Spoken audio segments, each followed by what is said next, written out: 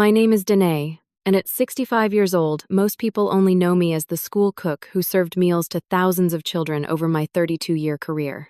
What nobody realized as I drove my old Toyota and lived in my modest 3-bedroom house was that I had $22 million tucked away in investments. That all changed at my son Jackson's birthday party when my daughter-in-law Melissa glanced at my phone and screamed those fateful words that would tear my family apart. Before I tell you what happened next, let me know where you're watching from in the comments below. And if you've ever had family members suddenly interested in you because of money, hit that subscribe button. Trust me, you'll want to hear what they didn't know about me. I grew up in a middle-class neighborhood in St. Paul, Minnesota during the 60s. We were comfortable but certainly not wealthy. My father worked at the local paper mill, while my mother taught second grade at the elementary school down the street. They raised me to value education, hard work, and character above material possessions. Those lessons would serve me well throughout my life, though in ways I could never have imagined back then. I met Thomas during my sophomore year of college in 1978. I was studying business administration while he was pursuing computer engineering, a field that was just beginning to emerge. Thomas was brilliant but quiet, with thoughtful blue eyes and a gentle manner that immediately drew me to him. We would spend hours discussing the future of technology, though I admit most of it went over my head at the time. We married in 1981 in a simple ceremony at my parents' backyard. Our honeymoon was a weekend trip to Lake Superior, all we could afford as we were saving for our first apartment. Those early years were tight financially, but we were so happy. Thomas had landed a job with a small computer company, and I was working in an accounting office. What set Thomas apart was his vision. He understood the potential of personal computing long before most people had ever seen a computer. In 1983, he came home excited about a startup that his colleague was launching. Thomas wanted to invest our modest savings, about $5,000. This could change everything, Danae, he told me, eyes gleaming with excitement. Not just for us, but for how the world works. I trusted his judgment, though his colleagues thought he was crazy. That $5,000 was the first building block of what would eventually become our fortune, though we didn't know it then. 2 years later, our son Jackson was born. Looking into his tiny face, Thomas and I made a decision that would shape the rest of our lives. We wanted Jackson to grow up with the same values we had to understand that a person's worth isn't measured by their bank account. "Let's not change how we live," Thomas suggested one night as we sat on our small balcony. "The investment is doing well, but if we start spending differently, it changes who we are, who Jackson becomes." I agreed wholeheartedly. We moved to a modest house in a good school district, drove practical cars, and continued working jobs we found meaningful. My passion had always been nutrition and cooking. After a few years in accounting, I decided to apply for a position as a cook at Jackson's elementary school. The pay was significantly less than what I had been making, but the hours meant I could be home when Jackson returned from school. More importantly, I loved the idea of providing healthy meals to children, many of whom might not get them otherwise. Those first few years in the school kitchen were among the happiest of my life. I took pride in creating nutritious meals that children would actually eat, learning their names and dietary needs becoming part of their daily lives. Some of the parents and teachers might have wondered why I seemed so content with what they perceived as a humble job, but I knew the truth. I was following my passion while our investments continued to grow beyond our wildest expectations. Thomas continued his work in technology, turning down promotions that would have required more travel or longer hours. He instead focused on strategic investments in emerging technologies, guided by his remarkable insight into where the industry was heading. By the time Jackson was in high school, our net worth had crossed the $1 million mark, though you would never have known it by looking at our lives. When Thomas turned 52, his health began to decline. What started as occasional chest pain was diagnosed as a genetic heart condition. During one of our quiet evenings together, after receiving particularly worrying test results, he brought up our financial situation. "Danae, if anything happens to me, be careful about who knows about the money," he said, holding my hand tightly. "Money changes how people see you, how they treat you, not always for the better." I promised him I would be careful, never imagining how prophetic his words would prove to be. Around this time, Jackson, who had graduated from college and started a marketing career, met Melissa. She came from a wealthy family with expensive tastes and strong opinions about status. From the beginning, I noticed how she subtly winced when Jackson mentioned my job. "Your mother works at a school?" she asked during our first dinner together, her voice lilting with barely disguised surprise. How community-minded of her. Jackson, who had never seemed bothered by my career choice before, shifted uncomfortably in his chair. "Mom loves working with kids," he said, but I caught something new in his voice. A hint of apology, perhaps, or embarrassment. As their relationship progressed, I noticed Jackson began referring to me differently when Melissa's friends or family were around. "My mom's a school cook" became, "My mom works at the school," which eventually morphed into "Mom's just the school cook." Each subtle change cut deeply, though I never let on. When Melissa's parents, Harold and Diana, joined us for gatherings, they barely acknowledged me beyond perfunctory greetings. They spoke of country club memberships, exotic vacations, and social connections, clearly signaling the gap they perceived between our families. Thomas noticed it too, but urged patience. "Jackson's finding his way," he would say. "He'll remember what matters eventually." We never got to see if Thomas was right. When he was 59, his heart finally gave out. I lost my partner of 37 years, my confidant, and the only person who knew both sides of my life. His last words to me were about Jackson. "Give him time," Thomas whispered from his hospital bed. "And remember what we agreed about the money." After Thomas died, I felt more isolated than ever. Jackson and Melissa had married and moved into a large house in an exclusive neighborhood. They had 2 children, 16-year-old Alyssa and 12-year-old Jordan. While I adored my grandchildren, family gatherings became increasingly uncomfortable. Jackson was working hard to maintain the lifestyle Melissa expected, one that seemed to require constant upgrading and expansion. I sometimes caught glimpses of financial stress in his tired eyes or tense conversations, but whenever I gently asked if everything was all right, the wall would go up immediately. "We're fine, Mom," he would say dismissively. "Not everyone is content with living so simply." Alyssa, my granddaughter, was the one bright spot. She would often visit me after school, genuinely interested in learning family recipes or hearing stories about her grandfather. She seemed untouched by the materialistic values creeping into our family, maintaining a kindness and authenticity that reminded me of Thomas. Meanwhile, our investments continued to thrive under my careful management. Thomas had taught me well, and I had my own business acumen to guide decisions. Working with a trusted financial advisor who had been with us since the beginning, I grew our portfolio to $22 million in the 5 years after Thomas's death. No one knew, of course. I continued driving my 12-year-old Toyota, living in our modest home and working at the school until my retirement 2 years ago. I donated anonymously to causes Thomas and I had always cared about, established scholarships, and helped fund a new children's wing at the local hospital. I had promised Thomas I would be careful, and I was. Until that fateful day at Jackson's 40th birthday party when everything changed. Jackson's milestone birthday celebration was planned for the Memorial Day weekend at the Lakeside Country Club, an exclusive venue I had never visited before. The invitation arrived just 5 days before the event, an embossed card that felt like an afterthought. "We're having a small gathering for Jackson," Melissa had said when she called. "Nothing fancy, just family and close friends. You should come, of course." The word "should" hung in the air, making it clear this was an obligation rather than a desire to include me. Still, Jackson was my only child, and I wanted to celebrate with him.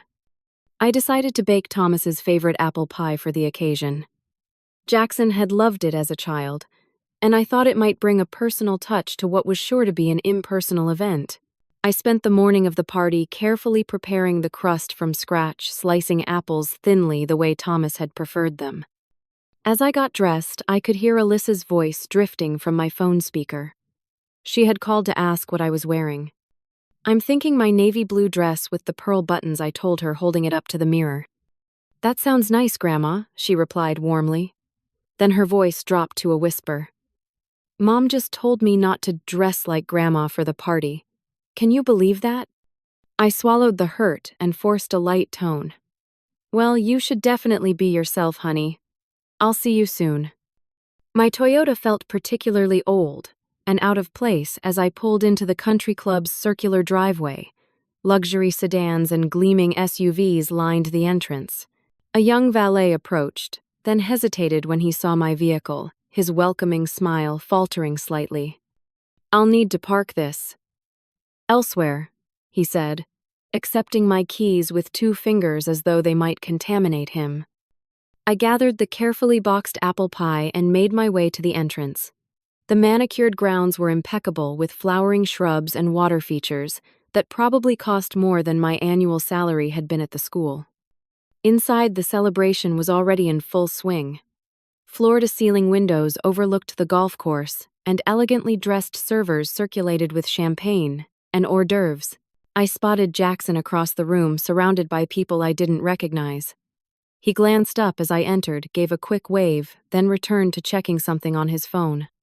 Melissa approached air, kissing near my cheek.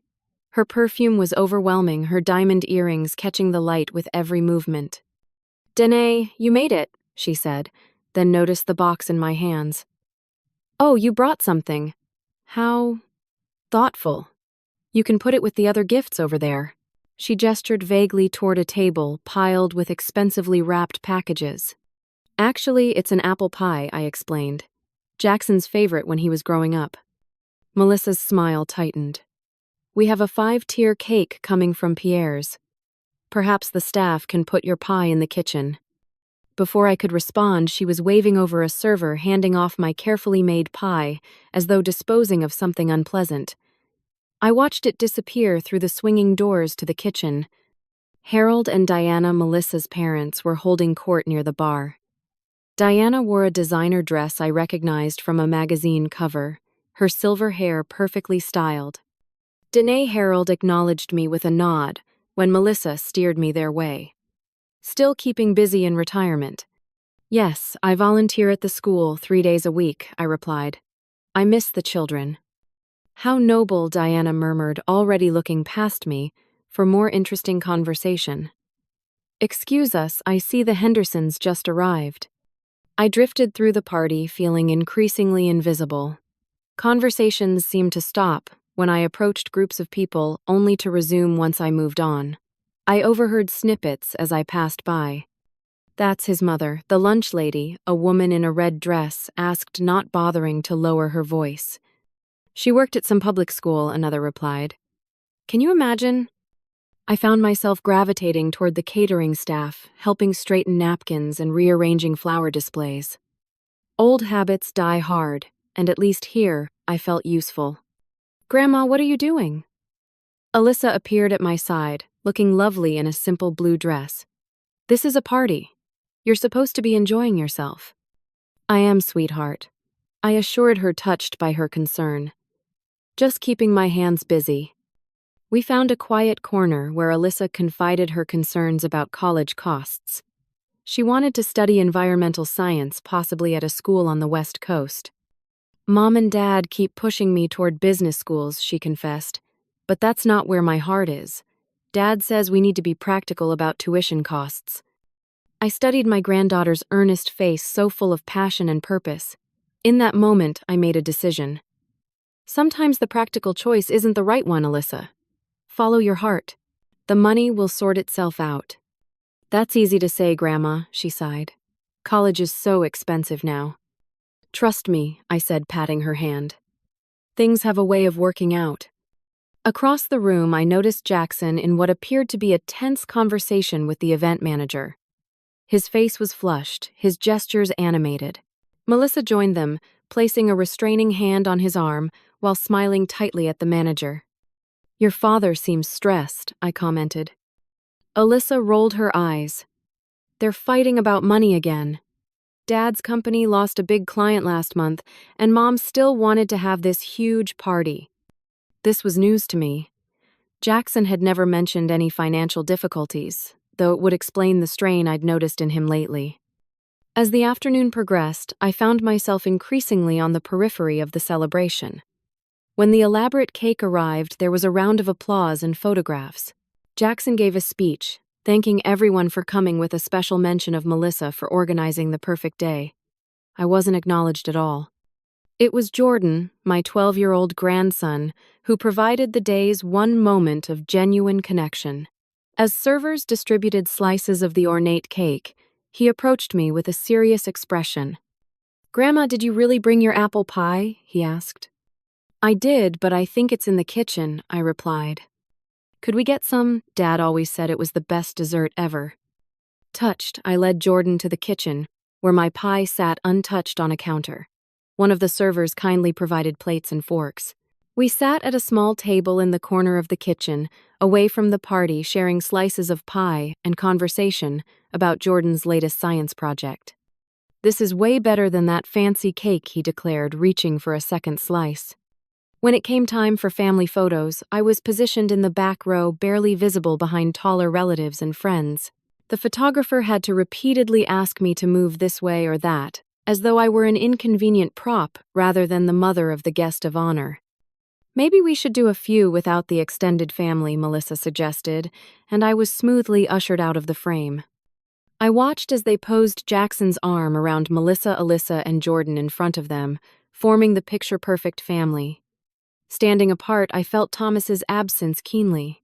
He would have known exactly what to say to make me laugh about this whole situation. After the family photos, I needed a moment to myself. I found a quiet alcove near the back of the venue, a small seating area partially concealed by decorative plants. The sounds of the party continued, but muted enough that I could collect my thoughts. I had been sitting alone for perhaps 10 minutes when Alyssa found me. She slipped into the chair beside mine, kicking off her shoes with a sigh of relief. "These are killing me," she confessed. "I don't know how Mom wears heels all day." "Your grandmother wore sneakers to her own wedding reception," I told her, with a smile. "Your grandfather thought it was the most sensible thing he'd ever seen." Alyssa laughed, then grew serious. "I've been thinking about what you said earlier about college.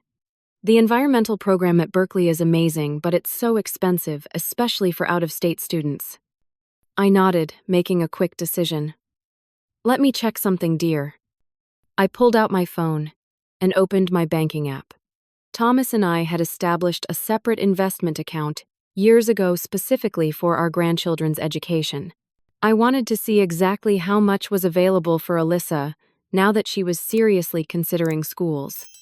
I logged in, navigating to the family trust section of the account.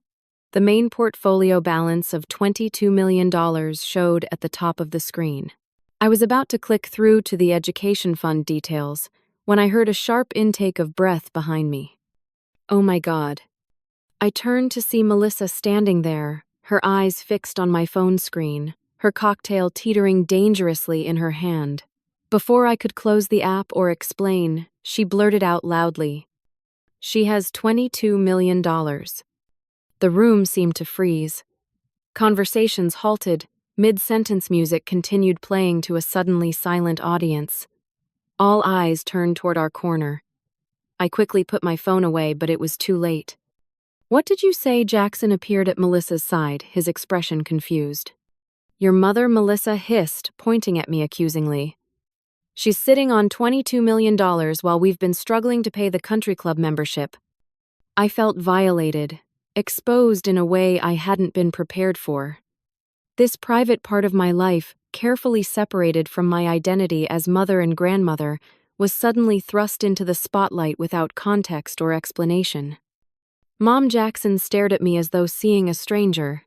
"Is this true?" I stood up, trying to maintain my dignity despite feeling cornered.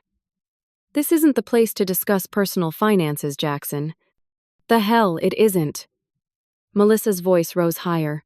"We're family. How could you keep this secret?" By now, a crowd had gathered around us. Harold pushed his way to the front, his face flushed with either alcohol or excitement.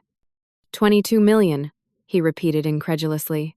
"How could the school lunch lady have $22 million? The derisive term stung, but not as much as the naked calculation I now saw in so many faces around me. People who had barely acknowledged my presence all afternoon were suddenly looking at me with intense interest. "Did Thomas leave you all that money?" Jackson demanded, his voice a mixture of hurt and something darker. Why didn't you tell me? It wasn't just from your father, I said quietly. Jackson, please. Not here. My mother needs a new hip, called out one of Melissa's aunts, whom I'd met perhaps twice before. The insurance won't cover the full procedure. My son is starting a business, added a cousin from across the room. He could use some startup capital from family instead of those awful bank loans. Jordan pushed through the adults, his young face confused. Grandma, are you rich like in the movies? Alyssa stood beside me, her hand finding mine. Everyone needs to back off, she said firmly, surprising me with her assertiveness. This is Grandma's private business. I tried to make my way toward the exit but found my path blocked by suddenly interested relatives. Jackson caught my arm, his expression a storm of emotions. Dad, left you all that money and you've been watching me stress about the mortgage, about Alyssa's college tuition. How could you be so selfish? The accusation hit like a physical blow. I pulled away from his grip, finding my voice, despite the trembling in my hands. This is not the time or place, Jackson. I'm going home now. We need to talk about this, he insisted. Yes, we do, I agreed. But not here, not like this. I finally made it to the door, aware of the whispers and stares following me. The valet seemed to take forever retrieving my Toyota, which now felt like a deliberate prop rather than a practical choice. As I drove home, my phone buzzed repeatedly with calls and messages. I ignored them all, needing space to process what had just happened. The careful separation between my financial life and my family relationships had collapsed in an instant, and I knew nothing would ever be the same again. I thought about Thomas and his prescient warning. Money changes how people see you, he had said. In the space of an afternoon, I had gone from being just the school cook to someone worth cultivating, worth pursuing, worth demanding things from. The irony wasn't lost on me. After years of being dismissed and underestimated, I was suddenly important. Not for who I was or what I had contributed to the family, but for what I could potentially give them. By the time I reached my modest home, I had 27 missed calls and 43 text messages. I turned off my phone, made myself a cup of tea, and sat in Thomas's old armchair trying to imagine what he would advise me to do now. For 3 days, I maintained my silence, letting calls go to voicemail and messages unread. I needed time to think, to plan how to handle this new reality.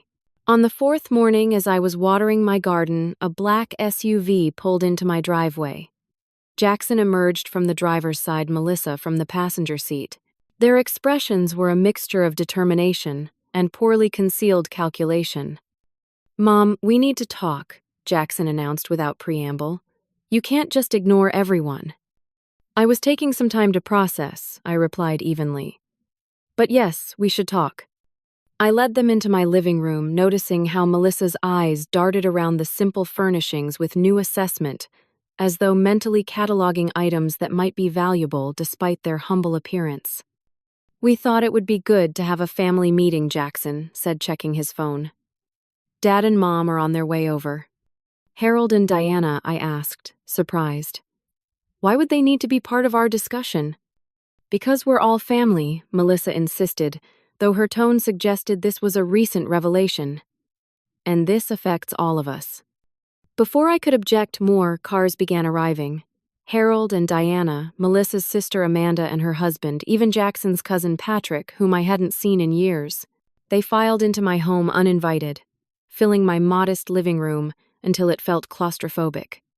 I don't recall organizing a family reunion, I said, my patience wearing thin. Mom, we need to discuss what you're planning to do with your money, Jackson began, once everyone had found seats. His directness surprised me, though perhaps it shouldn't have. My financial plans are private, Jackson, I replied. They always have been. But things are different now, Melissa interjected. Now we know about the money. Which changes nothing about whose money it is, I pointed out. Harold cleared his throat importantly. Danae, at your age, managing such wealth must be overwhelming. Perhaps it's time to consider family input. I raised an eyebrow.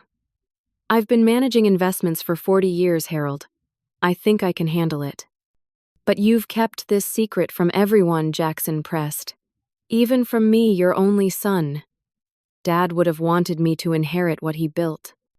Your father and I built it together, I corrected him. And he was very clear about his wishes. We're facing foreclosure on our house, Melissa announced dramatically. The business has been struggling since we lost the Westfield account. Surely you don't want your own grandchildren homeless while you're sitting on millions. I studied my daughter-in-law carefully. Are things really that dire, Melissa? Because Jordan mentioned last month that you were planning a summer trip to Europe. She flushed but pushed on. We have certain standards to maintain. Social connections are important for Jackson's business. My children deserve the best education, Amanda chimed in, though I barely knew her children. Private school tuition is outrageous these days. And Mom and I have been looking at retirement communities, Diana added. The good ones require substantial deposits. One by one, they laid out their financial needs with increasing boldness. New cars, home renovations, business investments, travel plans, each request more extravagant than the last, all presented as reasonable expectations now that they knew about my wealth. Perhaps you should move in with us, Diana suggested with a predatory smile. We have that guest suite. Then we could help manage your finances for you. That's very thoughtful, I replied dryly. But I prefer my independence. Jackson leaned forward, his expression earnest. Mom, be reasonable. You've always been just a school cook. This kind of money isn't something you understand how to handle. The dismissive words hung in the air between us. Just a school cook. After all these years, that's how my son saw me. Not as the woman who had raised him, loved him, supported his dreams. Just a school cook unworthy of respect, until I had something he wanted. No offense, Harold added, but what does a lunch lady know about managing millions? You need professional guidance. Fortunately, I have excellent connections in wealth management. I'm sure you do, I replied, my voice growing cooler. Melissa exchanged glances with Jackson, then spoke in a hushed, concerned tone that I recognized as entirely manufactured. Jackson and I have been worried about you lately. You've been acting secretive, making strange decisions. The way you've hidden this money from family, it might be early signs of dementia. Dementia, I repeated, genuinely shocked by the accusation. It happens at your age, she continued smoothly. We might need to consider financial guardianship just to protect you from yourself. The room fell silent, as the implication of her words sank in. They weren't just after my money now. They were suggesting I was mentally incompetent, potentially laying groundwork to legally take control of my assets. I looked at each face in turn. These people who had dismissed me for years now, sitting in my living room, plotting to take what Thomas and I had built. I thought about all the family gatherings where I'd been treated as an afterthought, the subtle and not so subtle jabs about my career, the constant reminders that I didn't quite belong in their social circle. Something broke inside me, then a dam holding back decades of tolerating disrespect. I stood up slowly, my hands trembling not from age, but from suppressed anger. Get out of my house, I said, my voice quiet but firm. All of you, now. The room fell silent at my command. No one moved, as though they couldn't quite believe what they had heard. Melissa recovered first, a patronizing smile spreading across her face. Danae, we're just trying to help. There's no need to get emotional. I'm not emotional, I replied evenly. I'm seeing things clearly for the first time in years. And what I see in this room disgusts me. Jackson stood up, hands outstretched in a placating gesture. Mom, you're overreacting. We're family, we just want what's best for everyone. What's best for everyone, I repeated. Or what's best for you, Jackson? Because those haven't been the same thing for quite some time. That's not fair, he protested, but his eyes couldn't quite meet mine. Let me tell you what's not fair, I said, finding strength in finally speaking my truth. What's not fair is being treated like an embarrassment by my own son. What's not fair is being introduced as just the school cook, as though I should be ashamed of feeding and nurturing children for 32 years. I turned to face the entire room. None of you have ever bothered to know who I really am. You've made assumptions based on where I worked, what I drove, how I dressed. You never once considered there might be more to my story. What more is there? Harold scoffed. You got lucky when Thomas left you his money. Thomas didn't leave me his money, I shot back. We built our wealth together as partners, something none of you would understand. Seeing their skeptical expressions, I decided it was finally time to reveal the truth I'd kept hidden for so long. I met Thomas in college when I was studying business administration. He was brilliant with technology, yes, but I was the one who recognized which of his ideas had commercial potential.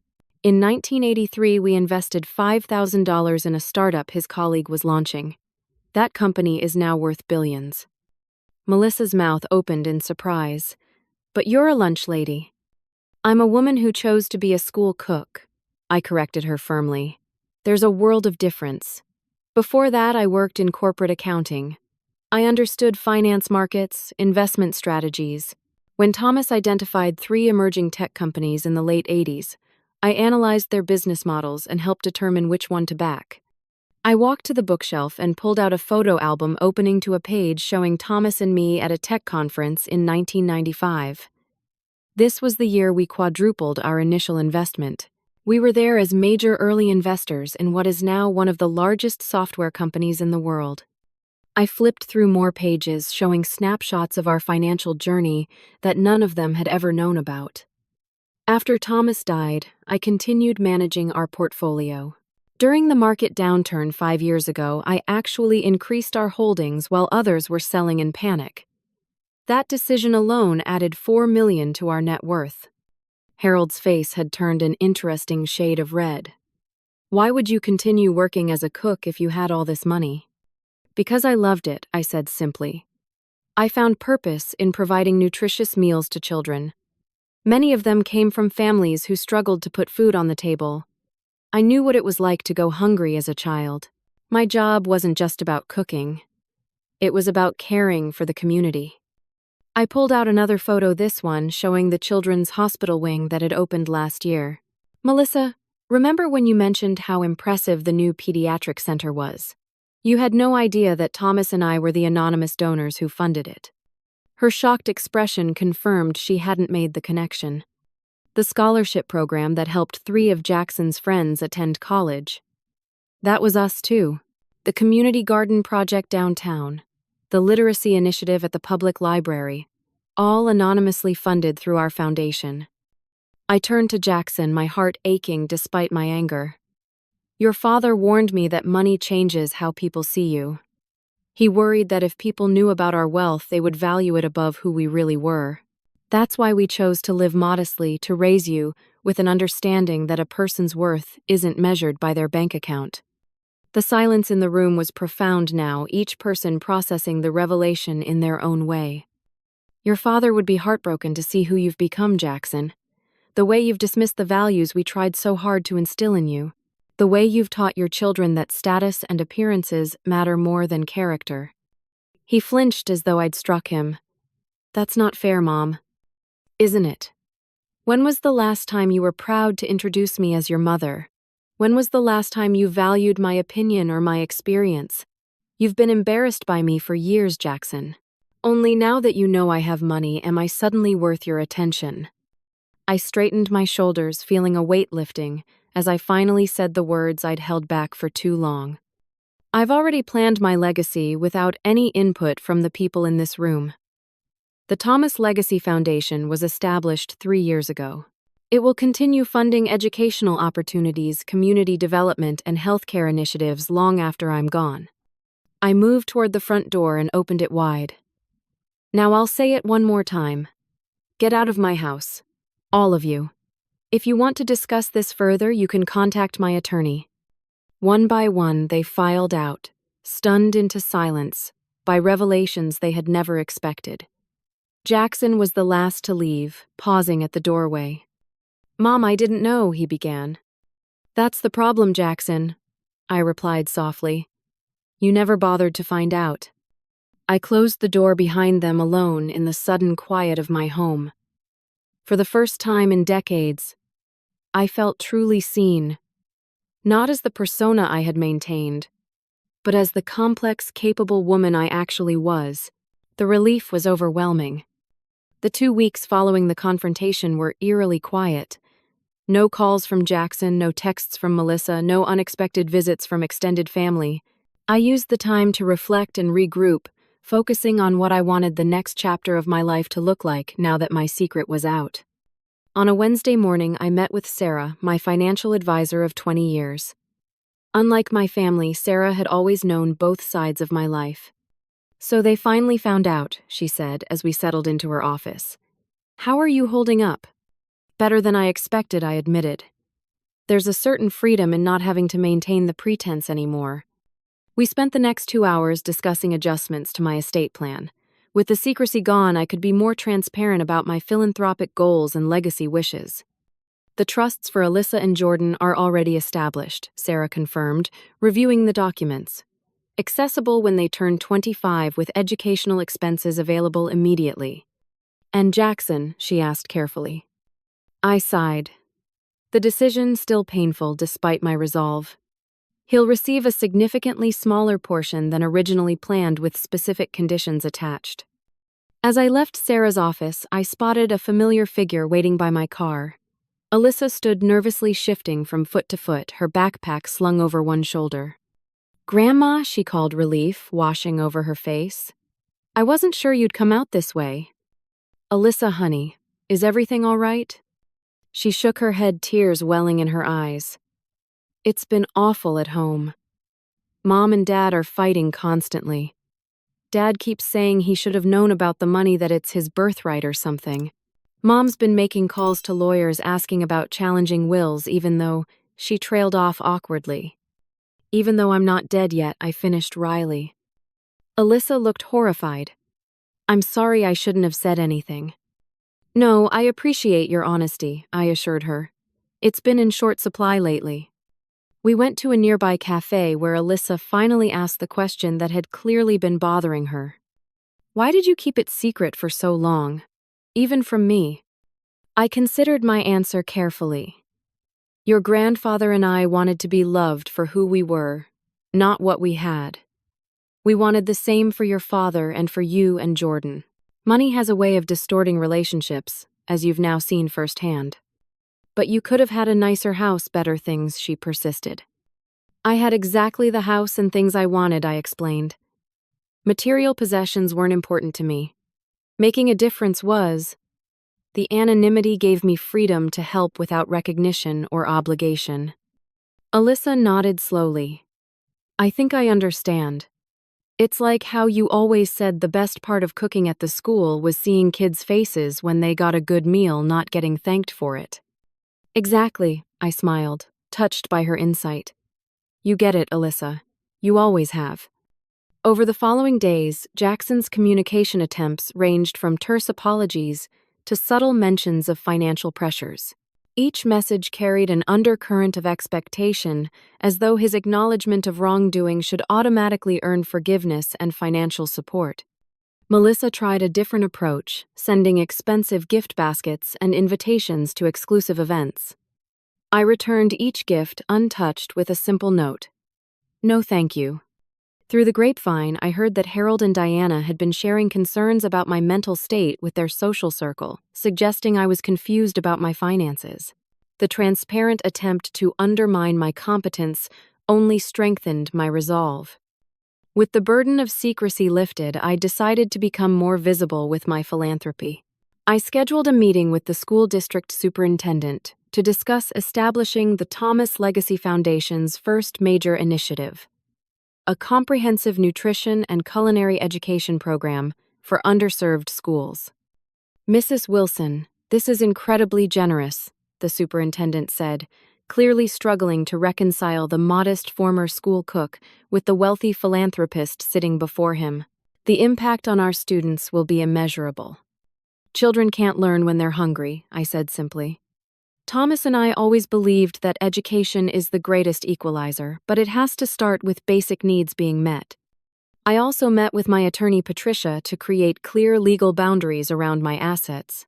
She helped draft a letter outlining exactly what financial support family members could expect, effectively closing the door on the open-ended demands. "This is unusually restrictive," Patricia noted as we reviewed the trust conditions for Jackson. Recent events have made it necessary, I explained. I still want to provide for my son, but I won't enable entitlement or poor financial decisions. After the paperwork was finalized, I sent Jackson the letter Patricia had helped prepare explaining my decisions and the reasoning behind them. 3 days later, he showed up at my door alone, an unprecedented occurrence since his marriage to Melissa. "Can we talk?" he asked, his voice uncharacteristically subdued. I invited him in, noticing the dark circles under his eyes and the slump in his shoulders that spoke of sleepless nights. "I got your letter," he began, sitting stiffly on the edge of the couch. "I didn't expect the conditions." "I'm sure you didn't," I agreed. "But they reflect the reality of our relationship, Jackson." "That's not fair," he protested weakly. "Isn't it? You've spent years treating me as though my work was something to be ashamed of, as though I had nothing valuable to offer beyond occasional babysitting. Now that you know I have money, suddenly I'm worth your time and attention." It wasn't like that he insisted but couldn't maintain eye contact. "It was exactly like that," I said gently. "The question is whether it will continue to be like that." We talked for over 2 hours, the most honest conversation we'd had in decades. Jackson admitted the financial pressure he felt trying to maintain the lifestyle. Melissa expected the shame he'd internalized about his lunch lady mom after years of subtle jabs from his in-laws, the gradual erosion of the values Thomas and I had taught him. "I don't know who I am anymore, Mom," he confessed, tears finally breaking through.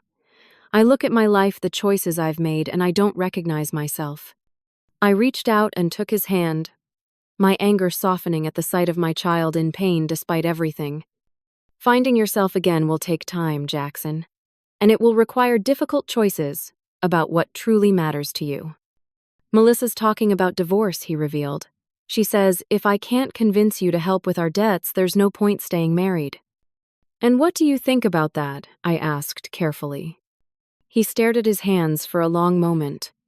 "I think it says everything about why you were right to keep the money secret." As he was leaving, I made my position clear. "I love you, Jackson. That hasn't changed. But my financial support comes with boundaries now. I'll help with Alyssa and Jordan's education. I'll help you get back on your feet if you're serious about making changes. But I won't fund a lifestyle built on appearances and status." "I understand," he said quietly. "I don't deserve your help, but I'm grateful for the chance." The following week, I attended a donor recognition event at my former school, my first public appearance as the philanthropist behind several major educational initiatives. The shocked expressions of former colleagues as the principal introduced me were almost comical. "Danae Wilson has been supporting our programs anonymously for years," she announced. "Today we're honored to publicly thank her for establishing the new Culinary Arts Center that will open this fall." "But you were one of us," whispered Margaret, "a fellow cook I'd worked alongside for 20 years. How did you?" "It's a long story," I smiled. "One I'm finally free to share." As I was selecting produce at the grocery store a few days later, I ran into Melissa. Her usual polished appearance had slipped, her designer outfit replaced by yoga pants and a simple sweater.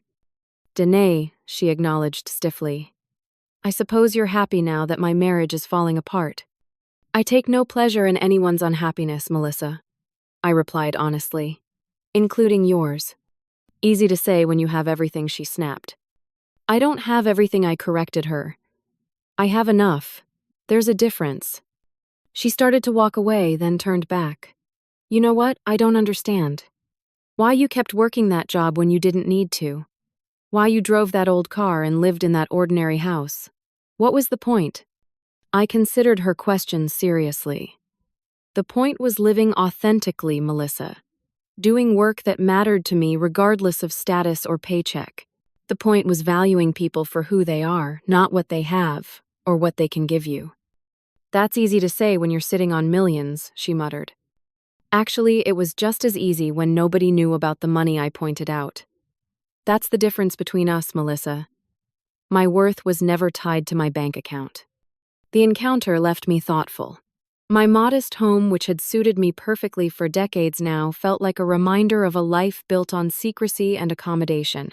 After careful consideration, I decided it was time for a change. I sold my house and purchased a comfortable 3-bedroom condo in a mixed-age community near the lake. It wasn't ostentatious, but it had large windows overlooking the water, an updated kitchen where I could continue my love of cooking and space for grandchildren to visit comfortably.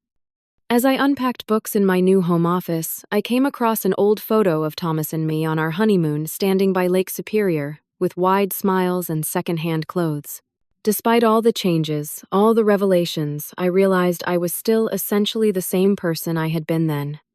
Just a bit wiser, a bit braver, and finally free to be fully myself. 6 months after the family reunion that changed everything, I stood in my kitchen preparing Sunday dinner.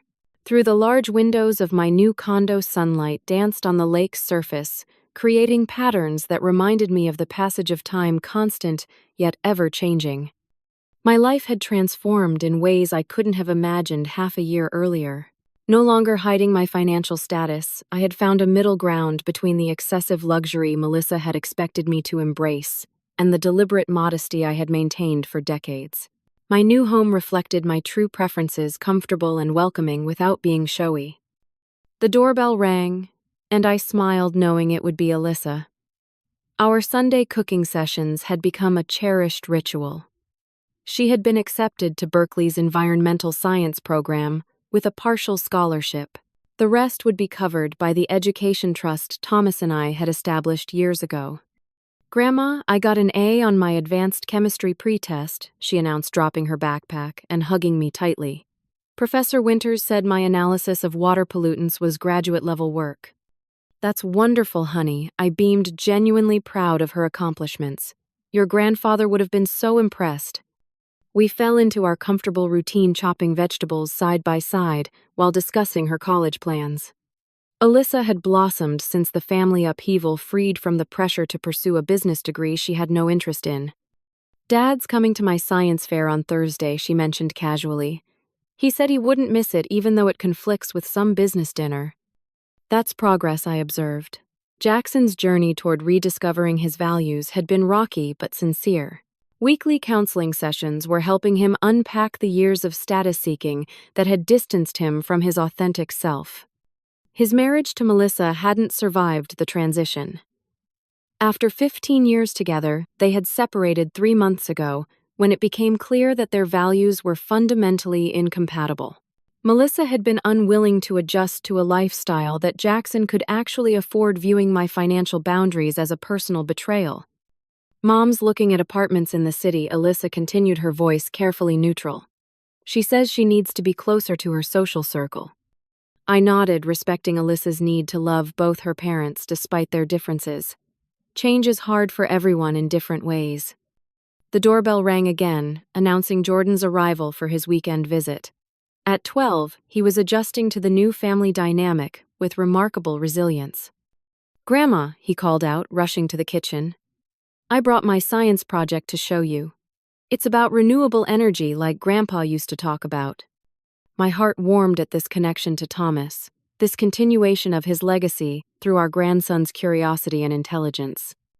The Thomas Legacy Foundation had launched its first major project, breaking ground on a culinary arts and nutrition center that would serve underprivileged communities throughout the county.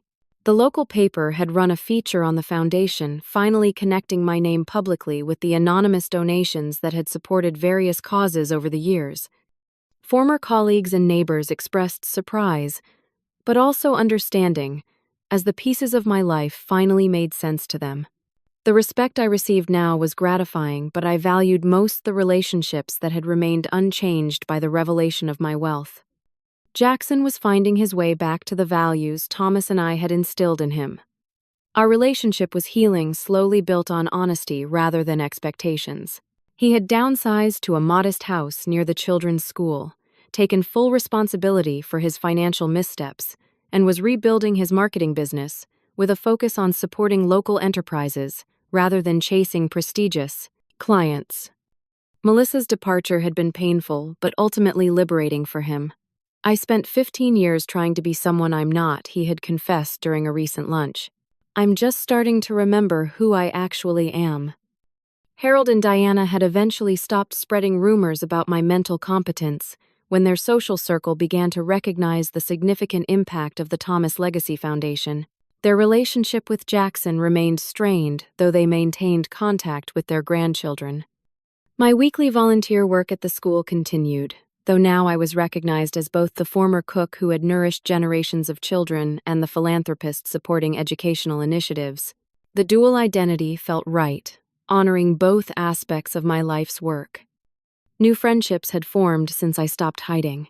Sarah, my financial advisor, had introduced me to her book club, a group of accomplished women who appreciated me for my insights and experiences rather than my net worth. We met monthly, discussing literature, life, and legacy with honesty and humor. As Jordan and Alyssa set the table for dinner, I found myself reflecting on Thomas and our journey together. He would have approved of how I'd handled the exposure of our secret standing firm and our shared values while adapting to new circumstances. "I think Grandpa would like your new place," Jordan observed, seeming to read my thoughts. "It has really good energy like he used to talk about." "I think you're right," I agreed, touched by his perception. The freedom of living without pretense had been the unexpected gift of the past 6 months. No longer compartmentalizing my life or filtering my words, I could finally integrate all aspects of who I was, both the school cook who had found meaning in nourishing children and the savvy investor who had built significant wealth. Some family relationships had been permanently damaged by the revelations and confrontations. Harold and Diana maintained a cool distance, clearly disappointed that their daughter's marriage hadn't secured them access to my fortune.